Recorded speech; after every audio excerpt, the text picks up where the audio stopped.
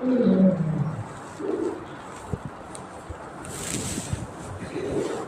سچی سنتوں سے فارغ ہو چکے ہیں وہ بھی سب کو مکمل کریں۔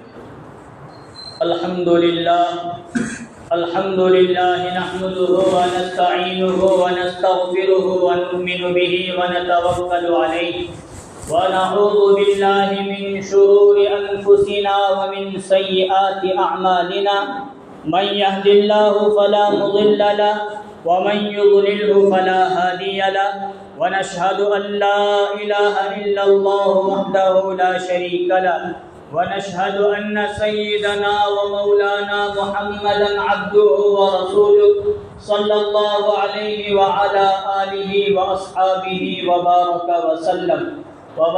وسلم تسليما كثيرا كثيرا أما بعد فأعوذ بالله من الشيطان الرجيم بسم الله الرحمن الرحيم لن تنالوا البر حتى تنفقوا مما تحبون وقال النبي صلى الله عليه وسلم انفق في سبيل الله ولا تحصي أو كما قال عليه الصلاة والسلام صدق الله العظيم وصدق رسوله النبي الكريم رب اشرح لي صدري ويسر لي أمري واحلل عقدة من لساني يفقهوا قولي۔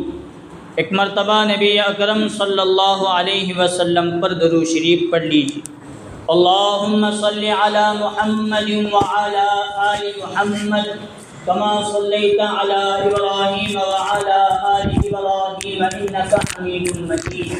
اللہم بارک علی محمد وعلی آل محمد کما بارکت علی ابراہیم وعلی آل ابراہیم انک حمید مجید۔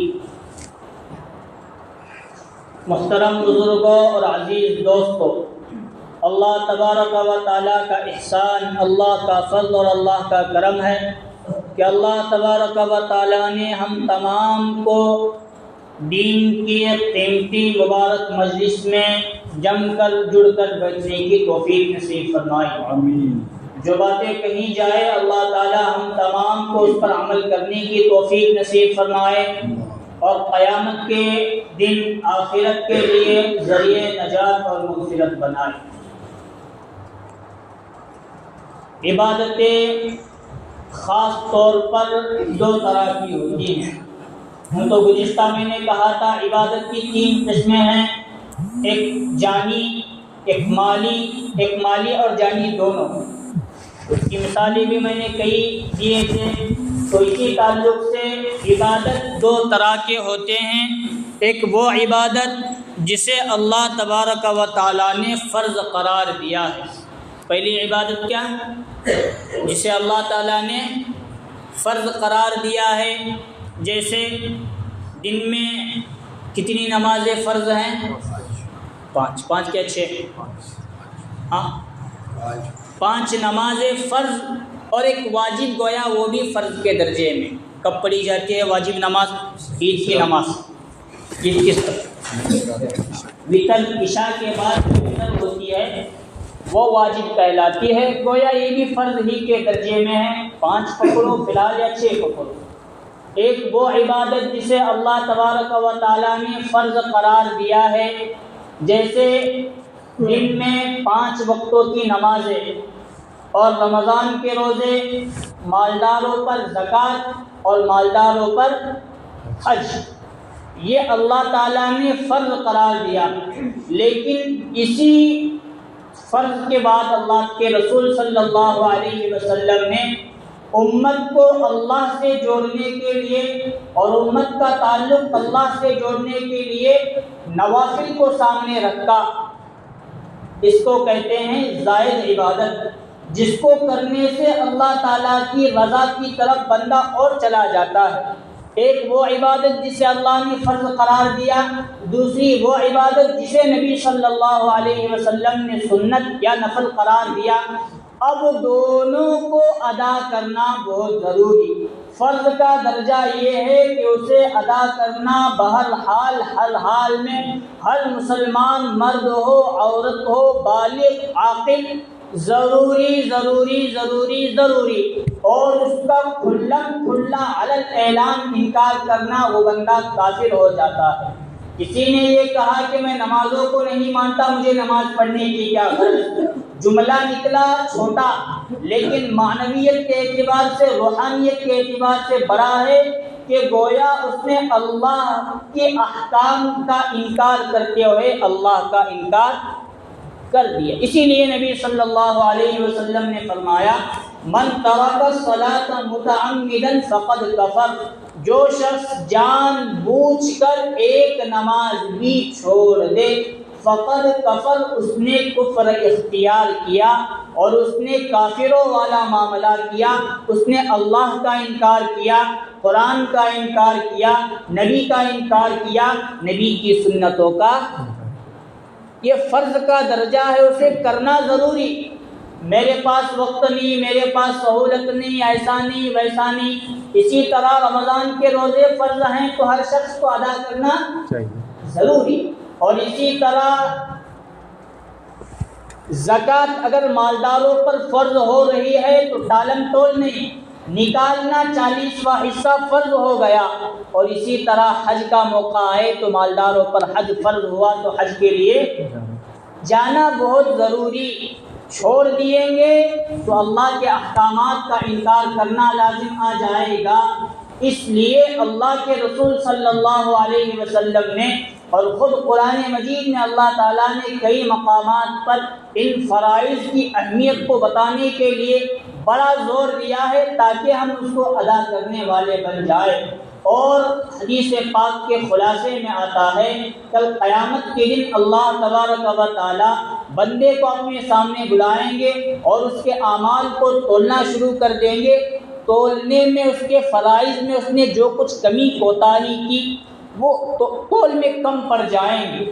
اب اسی تول کو بڑھانے کے لیے اور آخرت میں کامیابی دلانے کے لیے رسول اللہ صلی اللہ علیہ وسلم نے سنت اور نوافل چیزیں رکھے ہیں جن کا ادا کرنا بہت ضروری۔ میرا عنوان دوسری طرف چلا جا رہا ہے۔ اصل میں مجھے یہ بیان کرنا ہے کہ ہم باقی لوگوں کا کیا معلوم نہیں، لیکن ہمارا یہاں کا حال اور نظریہ یہ ہے رمضان میں وقتاچ زکوٰۃ دینے ہونا، صدقہ فطر وقتاچ نکالنے ہونا، باقی کسی گور غریب کی، یتیم کی، بیوہ کی، مسکین کی، فقیر کی، مدارس کی امداد کرنا گناہ سمجھتے ہیں کہ ہمارے گاؤں اور یہاں ہمارے جامع مسجد کے محلے کا یہ ایک نظام بن گیا ہے یا ذہنیت بن گئی ہے، ہم دوسروں کی مدد کرنا ضروری نہیں سمجھتے، بس رمضان میں جتنی اللہ توفیق دی ہے وقتی نکالا بس کافی۔ صدقہ فطر 2.25 سیر ہر ایک کی طرف سے نکالا، اس کی قیمت نکالا کافی ہے، باقی کیا دینے کی ضرورت نہیں۔ یہ تو فرائض میں شمار ہوتی ہیں۔ وقتاً فوقتاً غریبوں کا خیال رکھنا، مدارس کا خیال رکھنا اور مفلسوں کا خیال رکھنا، غریب بیوہ یتیم مسکینوں کا خیال رکھنا، یہ نبی صلی اللہ علیہ وسلم کی عادت ہے۔ ان سے قریب ہوتے چلے جائیں گے، اللہ تبارک و تعالیٰ اپنا قرب نصیب فرمائیں گے۔ میں اصل میں کہہ رہا ہوں جہاں زکوٰۃ مال کا ادا کرنا فرض ہے، اسی طرح باقی کچھ دنوں کے اندر نوافل میں اس کا شمار ہوتا ہے۔ اپنے مال کے ذریعے کسی مفلس اور غریب کی مدد کرنا، یہ مالداروں پر جہاں رمضان میں فرض ہوتا ہے وہی باقی دنوں میں نبی صلی اللہ علیہ وسلم کی سنت ہے، یا باقی دنوں میں اس کا شمار نوافل میں ہوتا ہے۔ اور ہم سمجھتے ہیں کہ اتنا پیسہ ہم ادا کر دیں گے تو ہم غریب ہو جائیں گے، نہیں۔ من جاء بالحسنہ فلہ عشر امثالھا، اللہ تبارک و تعالیٰ قرآن مجید میں فرماتے ہیں جو اللہ کے راستے میں ایک نیکی کرتا ہے تو اللہ تعالیٰ کل قیامت کے دن 10 نیکیوں کا اضافہ کر کے اسے نصیب فرمائیں گے۔ جو بندہ اللہ کے راستے میں اللہ کی رضا کے لیے 1 روپیہ خرچ کرتا ہے اس کا بدلہ کتنا بنتا ہے؟ 10 گنا بنتا ہے۔ یہ تو قرآن کی آیت کا مفہوم۔ باقی احادیث کے اندر 10 سے 700، 700 سے 7 لاکھ، 7 لاکھ سے 700 کروڑ، جتنے جس کے اندر اخلاص موجود ہوگا اسی اخلاص کی بدولت اللہ تبارک و تعالی اللہ کے راستے میں خرچ کیے ہوئے مال کو بڑھانا شروع کرتے ہیں۔ اس لیے جہاں فرائض ہیں وہاں نوافل ہیں۔ فرائض کے ساتھ ساتھ سنت اور نوافل کو ادا کرنا بھی ضروری، اور اللہ کے راستے میں جہاں رمضان میں صدقہ فطر اور زکوٰۃ نکالتے، باقی دنوں میں اپنے قریب کوئی غریب ہیں، بیوہ ہیں، یتیم ہیں، مسکین ہیں، غربا ہیں، فقیر ہیں، مدارس کے بچے ہیں، ان تک اپنی امداد یا ان تک اپنا تعاون پہنچانا یہ ہم لوگوں کے لیے ضروری ہے، کیونکہ اللہ تعالیٰ نے ایک نظام بنایا ہے۔ اللہ نے جو مال اللہ نے مالداروں کو دیا، انہی مالداروں میں سے کچھ حصہ اللہ تعالیٰ نے غریبوں کے مقدر میں رکھا ہے، ورنہ مال میرا میں کیوں دوں، مجھے دینے کی کیا ضرورت ہے، یہ چیز اچھی نہیں ہے۔ مال کا جمع کرنا ہم سمجھتے ہیں بری چیز نہیں، مال جمع کرنا، مال کا حاصل کرنا اچھی چیز ہے، لیکن مال کی محبت پیدا کرنا اور مال کی محبت کو دل میں جگہ دینا یہ اچھی چیز ہے۔ بات سمجھ میں آئی؟ مال جمع کرنا یا مال کمانا بری چیز نہیں، لیکن مال کی محبت کو دل میں جگہ دینا یہ بری چیز ہے۔ اور مال کی محبت جس دل میں آتی ہے تو علماء نے لکھا ہے کہ مال کی محبت جس کے بھی دل میں آئے اسے پہچاننے کا طریقہ کیا، تو علماء نے اپنے اپنے الفاظ میں اپنے اپنے نظریات کے اعتبار سے بیان فرمایا۔ جو بندہ اللہ کے راستے میں خرچ کرنے میں بخل اختیار کرتا ہے، سمجھ لو اس کے دل میں اب مال کی محبت آ چکی۔ اگر مال کی محبت نہ ہوتی، اللہ کی محبت ہوتی، اللہ نے اعلان فرما دیا اللہ کے راستے میں خرچ کرو، تو بندہ اپنی حیثیت کے اعتبار سے، کسی کی حیثیت 10 روپے دینے کی ہے، کسی کی 100 ہے، کسی کی 500 ہے، کسی کی 1000 ہے، کسی کی اور زیادہ ہے، تو اللہ کا حکم سنتے ہوئے یا کسی غریب اور مسکین اور مدرسے کی امداد کو سامنے رکھتے ہوئے وہ اپنے جیب کی طرف نہ دیکھتا، بلکہ اللہ کے حکم کی طرف اور نبی کی سنت کی طرف اور لوگوں کی محبت کی طرف دیکھ کر نکال کر دیتا، لیکن اس نے دیا۔ صحابہ وہ ہیں جن کی ہستیاں ہم لوگوں کے لیے نمونہ ہے، اور جو ہمارے لیے راستہ ہموار کرنے کے لیے ان شخصیات کو اللہ نے مقرر فرمایا۔ جب قرآن مجید کی آیتیں نازل ہوئی، لن تنالوا البر حتى تنفقوا مما تحبون، جو سب سے زیادہ محبوب چیز تمہیں ہے وہ اللہ کے راستے میں خرچ کرو گے تو اللہ کی محبت حاصل کر لو گے۔ صحابہ نے نبی صلی اللہ علیہ وسلم کے دربار میں لا کر وہ چیزیں رکھ دی جس کی مثال بیان کرنا مشکل ہے۔ حضرت ابو طلحہ انصاری رضی اللہ عنہ ایک بڑے صحابی ہیں، ان کا مدینہ منورہ میں انہی کی زیادہ کھیتیاں تھی اور انہی کے زیادہ باغات تھے۔ کیا نام؟ حضرت بسرے لگی حضرت بولتے بھی نہیں، مطلب سن رہے ہیں کیا؟ سن رہے ہیں، سو رہے ہیں شاید، ذرا کل برسات بھی پڑے، ذرا گال بھی ہوئے اور ٹھنڈی بھی ذرا پنکھے کی مست لگ لیا کر۔ کیا نام بولا میں؟ حضرت ابو طلحہ انصاری رضی اللہ عنہ، وہ صحابی کہ مدینہ میں ان کے باغات اور ان کی کھیتیاں، ان کی زمین جائیداد بہت زیادہ تھی، اور کبھی کبھار حضور صلی اللہ علیہ وسلم عصر کے بعد انہی کے باغ کے اندر ٹہلنے کے لیے جاتے تھے۔ بیروحہ نامی کنواں تھا، مقام تھا، وہاں جا کر حضور صلی اللہ علیہ وسلم عصر سے مغرب کے درمیان کا تھوڑا وقت اس باغ کے اندر گزارتے تھے۔ گھومنے پھرنے جانا کوئی بری چیز نہیں ہے، کیونکہ دن بھر انسان جب کام کر کے تھکتا ہے تو کبھی کبھار ایسے جگہ جانا، ٹہل قدمی کرنا بھی ضروری۔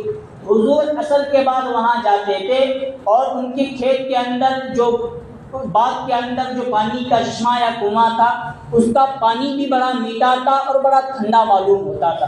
حضور صلی اللہ علیہ وسلم وہاں بیٹھا بھی کرتے تھے اور پیتے تھے بھی، لیکن جب یہ آیت نازل ہوئی لن تنالوا البر حتى تنفقوا مما تحبون، کہ جو پسندیدہ چیز تمہارے نزدیک ہے وہ اللہ کے راستے میں خرچ کرو، اللہ کی محبت کو تم پالو گے۔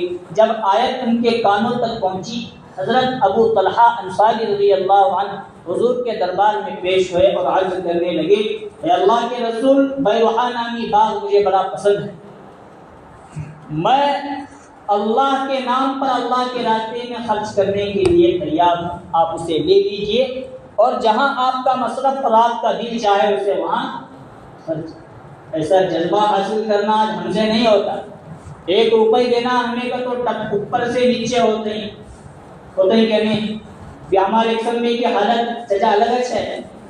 رمضان میں نے کئی مرتبہ دیکھا جمعہ کے بیانات زکوٰۃ کے تعلق سے، صدقہ فطر کے تعلق سے کرنا پڑتا ہے. وہاں آخر میں بیان پورے میرے آدھے گھنٹے کے بیان پر لوگوں کا ایک جملہ پانی کرنے کے لیے کافی. مدرسے کو دے تو زکوٰۃ ادا ہو گیا کہ نہیں ہوتی؟ نہیں ہوتی کا کیونکہ فتویٰ خود دیتے ہیں. غریبوں کو صدقہ فطر دیا تو ادا نہیں ہوتا کیونکہ غریب کو نہیں ادا، کیوں بات اپنی طرف سے اٹھاتے کیا بھی شوشہ چھوڑنے کی. لیکن یہ بات عام اطراف میں جتنے گاؤں شہر ہیں ان میں یہ چیز نہیں پائی جاتی. بس اللہ کا حکم ہے دینا، اور جہاں ہمارا دل چاہتا ہے واقعتاً یہ مدرسہ تعاون کے قابل ہے وہاں پہنچانا، یہ غریب تعاون اور امداد کے قابل ہے وہاں پہنچ، باقی لوگ دے دیں. لیکن ہمارا چکڑی کو دے تو ادا ہوتا ہے کہ نہیں، ہری پوری کو دے تو ادا ہوتا ہے کہ نہیں، الگوں کو دے تو ادا ہوتا ہے کہ نہیں. ہمیں اپنے یہ سب چھوڑ کو میرے آدھے گھنٹے اور پونے گھنٹے کے بیان پر ایک جملے کے ذریعے پورا پانی پھیلا جائے، یہ ہمارے یہاں یہ غلط چیز ہے. اس کا نظریہ ختم کرنا چاہیے. صحابہ اکرام نے رسول اللہ صلی اللہ علیہ وسلم کے سامنے لا کر وہ چیزیں دی تھی جو اللہ نے پسند بھی کیا، اور حضور صلی اللہ علیہ وسلم نے یہ جو اوقات ہمیں آج کل کا مسئلہ مدعا نظر آ رہا ہے، یہ صحابہ اکرام کے نبی صلی اللہ علیہ وسلم کی دی ہوئے زمینیں، دی ہوئے جگہ اور دیا ہوا طریقہ ہے جو ہمارے سامنے آج کل نظر آ رہا ہے. غزوہ تبوک وہ موقع ہے کہ حضور صلی اللہ علیہ وسلم نے تبوک کا اعلان کیا کہ فلاں دن فلاں تاریخ کو ہمیں غزوہ تبوک کے لیے نکلنا ہے، لیکن مال مسلمانوں کے پاس کم ہے، اللہ کے راستے میں خرچ کرو. حضرت عمر رضی اللہ عنہ کے پاس اس وقت بہت مال تھا. وہ گھر گئے اور اپنے جائیداد اپنے مال میں سے آدھا مال اٹھا کر لے کر آئے اور حضور صلی اللہ علیہ وسلم کے دربار میں آئے. اور حضرت عمر دل میں یہ سوچ رہے تھے، بلکہ ان کے زبان سے یہ الفاظ بھی نکل چکے تھے کہ حضرت ابو بکر ہر معاملے میں، ہر نیکی میں مجھ سے اور تمام صحابہ سے آگے نکل جاتے ہیں، لیکن آج مال میرے پاس زیادہ ہے اور ابو بکر کے پاس. آج میں ابو بکر کے مقابلے میں اللہ اور اللہ کے نبی کے دربار میں قبول ہو جاؤں. مال آدھا اور دکھنے کے اعتبار سے زیادہ تھا، لا کر حضور کے دربار میں رکھ دیا. تھوڑی دیر کے بعد حضرت ابو بکر صدیق رضی آگے آؤ تو دیکھا وغیرہ جگہ آگے بیچ میں جگہ خالی ہے اسے پر کرو. اور ساتھی پیچھے بیٹھے ہیں، آؤ نوجوان آگے آنے کی ضرورت ہے، تمہیں پیچھے بیٹھنا. آگے کیا بول رہا تھا؟ تھوڑی دیر میں حضرت ابو بکر صدیق رضی اللہ عنہ مال لے کر آئے. حضرت عمر کے مال کے مقابلے میں حضرت ابو بکر کا مال بڑا تھوڑا. اب سوال یہاں ہو سکتا تھا کتنا لائے. حضور کا سوال کیا ہونا چاہیے تھا دونوں سے، کتنا لائے؟ تو حضرت عمر کا جواب تھا آدھا مال لایا اور آدھا گھر میں چھوڑا. اور ابو بکر کے پاس اگر وہی سوال رکھتا تو حضرت ابو بکر جواب دیتے پورا لایا، اتنا ہی تھا اتنا ہی لایا. لیکن حضور صلی اللہ علیہ وسلم کو تو معلوم تھا کہ اس کے اندر اخلاص زیادہ ہے. سوال ہی بدل دیا اور حضور نے فرمایا گھر میں کیا چھوڑ کر آئے، گھر میں کتنا چھوڑ کر آئے ہو، نہیں گھر میں کیا چھوڑ کر آئے ہو. فوراً حضرت ابو بکر نے جواب دیا اللہ اور اس کے رسول کو چھوڑ کر آیا ہوں. حضرت عمر سمجھ گئے حضرت ابو بکر سے مقابلے میں آگے بڑھنا کسی کے بس کی بات نہیں. یہ صحابہ اکرام اور غزوہ تبوک کا واقعہ ہمیں بتاتا ہے جب مال کی محبت کسی بندے کے دل میں آتی ہے. جو آج مساجد ہمارے یہاں ویران پڑی ہوئی ہیں، علماء کے بیانات میں ہم نہیں جاتے، دینی خیر مقدم میں ہم آگے نہیں بڑھتے، خیر کا غلبہ ہم پر آنے کے لیے تیار نہیں، شر کی طرف ہم چلے جا رہے ہیں. اس کا مطلب یہ ہے کہ جس بندے کے دل میں مال کی محبت آتی ہے تو اس مال کی وجہ سے مستی آنا شروع ہوتی ہے، تو مال کو خرچ کسی اور جگہ کرتے ہوئے مستی پن اور غرور اور تکبر بندہ دکھانا شروع کر دیتا ہے. تو مال کی محبت اچھی نہیں، اور مال آنا شروع ہوتا ہے تو مال کی محبت میں اللہ کو بھلانا یہ شروع ہو جاتا ہے، جو آج کے زمانے کے اعتبار سے ہم دیکھ رہے ہیں. پہلے اور آج میں اگر دیکھا جائے، پہلے ہم لوگوں کے پاس مال نہیں تھا، لیکن الحمدللہ جمعہ کی اذان ہونے سے پہلے ہمارے یہ جتنے لوگ ابھی موجود ہیں وہ اذان کے وقت یہاں رہا کرتے تھے، لیکن اب جو ہے وہ مال کی محبت کی وجہ سے ہماری مسجد نہ جمعہ میں فل ہو رہی ہے، نہ کسی اور نماز کے اندر فل ہو رہی ہے، نہ کسی خیر کے کام کی طرف ہمارا جذبہ بڑھ رہا ہے۔ مطلب یہ ہے کہ مال کی محبت کی وجہ سے اللہ اعمال کی توفیق چھین رہے ہیں۔ اور میں ثبوت کے طور پر واقعہ صحابہ کا ابھی آپ کے سامنے پیش کرتا ہوں۔ مال کی محبت ہمارے دل میں آئے یا صحابہ کے دل میں آئے تو اللہ تعالیٰ اعمال کی توفیق چھین لیتے ہیں۔ غزوہ تبوک میں اعلان ہوا کہ اللہ کے راستے میں مال خرچ کرو، اور ہر شخص اللہ کے راستے میں غزوہ تبوک میں جنگ میں غزوے کے اندر نکل کھڑا ہو، لیکن حضرت کعب بن مالک اور دو صحابی تھے، وہ فرماتے ہیں مدینہ میں کھجوروں کے پکنے کا وقت تھا، سیزن تھا، موسم تھا، اور میری نگاہ میرے باغ کی طرف، پھل کی طرف، کھجوروں کی طرف گئی، اور میں نے سوچا کل جاؤں گا، پرسوں جاؤں گا، ترسوں جاؤں گا، کرتے کرتے کرتے وقت چلا گیا۔ غزوہ تبوک میں حضور گئے، جنگ ہوئی، واپس مدینہ آئے، میں بس اپنے باغات کو دیکھتا رہ گیا، جس کی وجہ سے اللہ نے میری توفیق چھین لی۔ جب مال کی محبت وہ صحابی کے دل میں آئی، جب مال کی محبت، حضرت کعب بن مالک کوئی معمولی صحابی نہیں، بہت بڑے صحابی، فرماتے ہیں جب مال کی محبت میرے دل میں آئی ہے تو اللہ تعالیٰ نے وہ توفیق مجھ سے چھین لی، اور مال ہی کی محبت کی وجہ سے اللہ تعالیٰ نے اللہ کے راستے میں نکلنے کی توفیق نہیں دی۔ جب اللہ کے راستے میں نہیں گئے تو اللہ تبارک و تعالیٰ نے 50 دن کا بائیکاٹ ان تینوں صحابہ کے ساتھ کر دیا۔ فتنہ کیا بنا؟ انما اموالکم و اولادکم فتنہ، تمہارے لیے تمہارا مال اور تمہاری اولاد یہ فتنہ ہے، یعنی آزمائش کا سبب ہے۔ کب اللہ تعالیٰ اس سے آزمائش لا سکتے ہیں؟ بولنا مشکل۔ یہ صحابہ، اور اسی طرف غزوہ تبوک میں ہم دیکھتے ہیں کون صحابہ گئے تھے اور کون صحابہ نہیں گئے تھے۔ تو غزوہ تبوک میں نہ جانے والوں میں حضرت علی رضی اللہ عنہ کا نام بھی آتا ہے۔ کن کا نام؟ حضرت غزوہ تبوک میں نہ جانے والوں میں حضرت علی کا نام بھی آتا ہے، لیکن ان پر کوئی عتاب اور کوئی سزا، کوئی بائیکاٹ اللہ اور اللہ کے رسول کی طرف سے نہیں ہے۔ اس کی وجہ علماء نے کسی اور کتاب میں دیا، بلکہ انہوں نے حضرت علی نے فرمایا غزوہ تبوک کے موقع پر میرے پاس کچھ مال نہیں تھا، میں فاقے کی زندگی بسر کر رہا تھا۔ جب مال کی محبت نہیں تو یہ بائیکاٹ کا مسئلہ میرے ساتھ پیش نہیں ہے۔ سمجھ میں بات آئی؟ ہم واقعہ کسی اور انداز میں اکثر سنتے ہیں، لیکن قرآن اور حدیث اور فضائل اعمال میں اور بخاری نے جس انداز میں بیان کیا وہ میں نے اب آپ کے سامنے رکھا۔ مال کی محبت جس کے بھی دل میں آئی ہے اللہ نے اعمال کی توفیق چھین لی ہے۔ بلکہ میں اور آگے بڑھ کر یوں کروں، پہلی جنگ مسلمانوں کی کون سی پیش آئی؟ غزوہ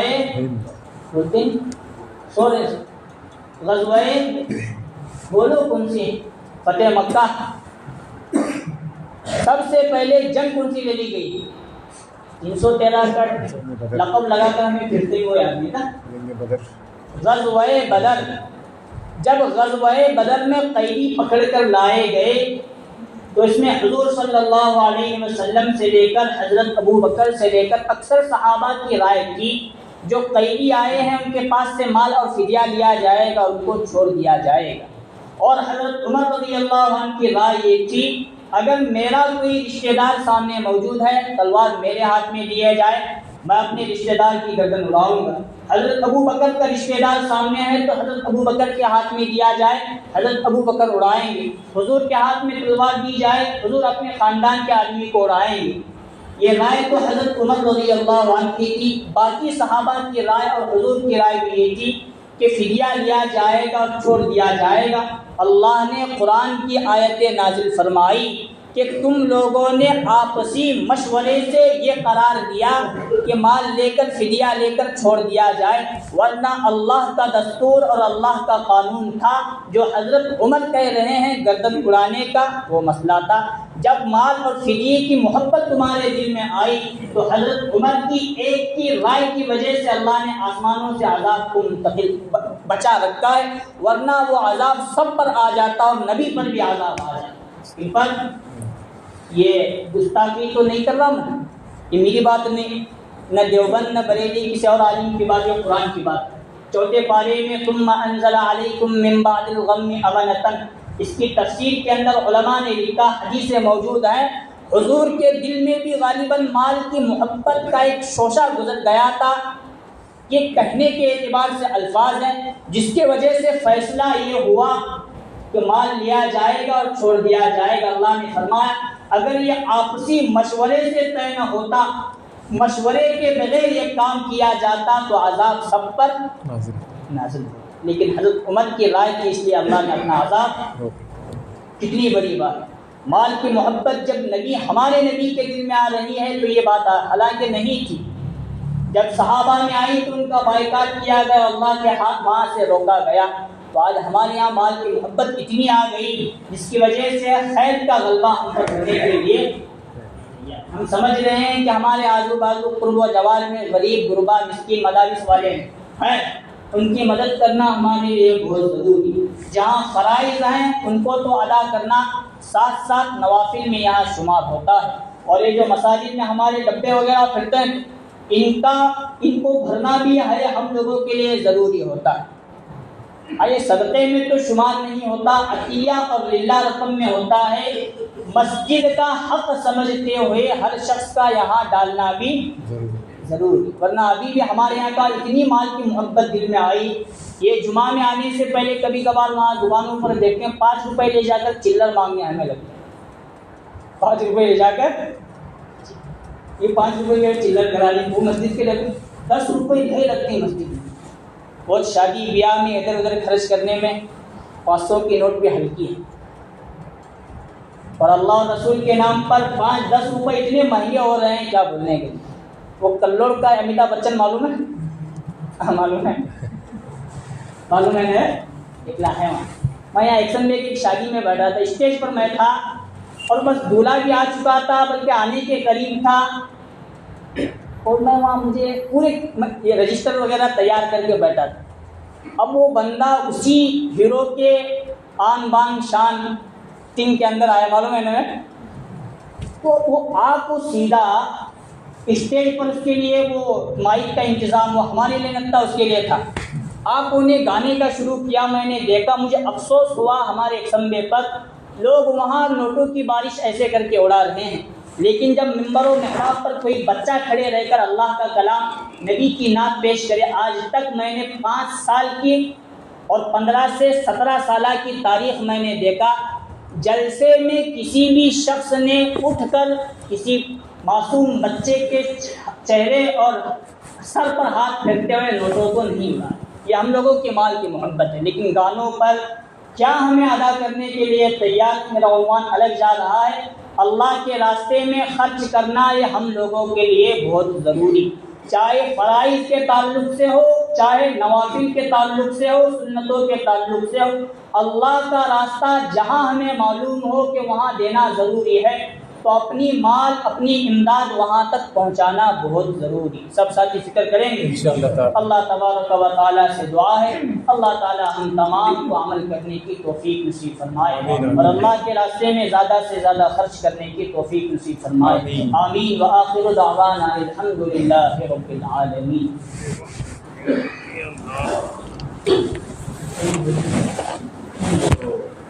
ابھی بس 10 بھیجو تو